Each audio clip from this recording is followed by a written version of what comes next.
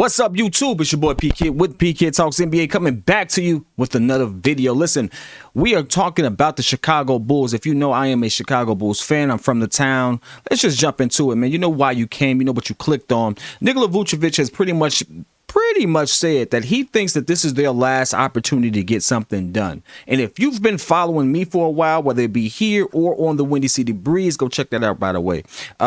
You would know that I felt the same. In fact, with AK really running this particular roster back, I felt like he was trying to get as much trade value for some of these pieces as possible, and to really showed that maybe he wasn't off base with the moves that he made. Now, many people have criticized AK for his decisions. I've been one of them. His lack of decisions in some areas too, been one of those as well. But I can't sit there and fault him for making the moves initially, because when he initially made some of these moves, it wasn't about winning today. It was about putting Chicago back on the map, because we were kind of in this mediocre, like, we sucked. Let's just say it, like, we sucked. All right, the Bulls sucked. And we had this promising star, Zach LaVine, despite the fact that he had got injured when Vooch first came around. Like, he was our only bright spot. In fact, one of the most amazing things about the Chicago Bulls of the last couple of seasons, before we got these, Vooch and DeMar, was the comeback in Charlotte that Zach actually went off. You know, you could see the verbal back and forth he had with coaching staff. Pretty much, like, it was a mess. We sucked. However, when we get these moves are made, AK comes in. Some changes are made. Vooch comes in. He looks like his dominant self. You start to see that we had some start to build. I don't want to say continuity. We started to build some confidence in the team, is what I was trying to say. And knowing, hey, you know what? We got ourselves a good big man. He's not Wendell Carter. You know, we got ourselves somebody who can get a bucket outside of Zach. And you know what? We got to run with it. So that's what we did, and it looked glorious. Then we got Lonzo Ball. We loved the fact that we had a true point guard. They gave us 35 games. In those 35 games, we was red hot. Here's the thing. AK can't do anything about the fact that the point guard that he had poised to help get us over the hump got injured. And he definitely can't do anything about the type of injury Lonzo had, because who could have predicted that? Right? You knew that maybe he would have some type of injury, but not what he has now. Like, anyone who says that they thought that years ago, even the Los Angeles Lakers, if you saw that report, they're lying. That's not true. You didn't know.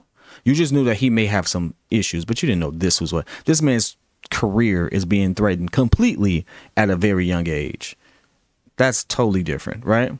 No one thought that DeMar DeRozan would be who he is.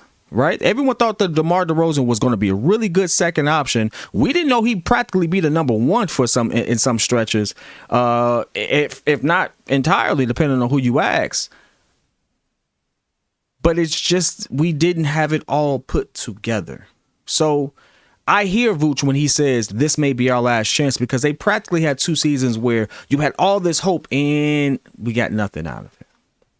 We had all this hope, and then we fall short because of injuries. We had all this hope, and then, we perform subpar. We don't even make the playoffs. You know, we make it the first year, don't even make it the next. And so it makes you wonder, again, when do you pull the plug?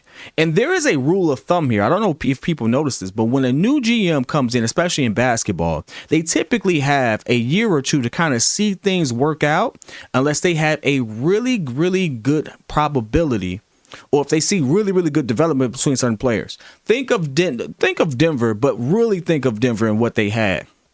They had a sleeper in Vucevic and Jokic, who really put up historic numbers.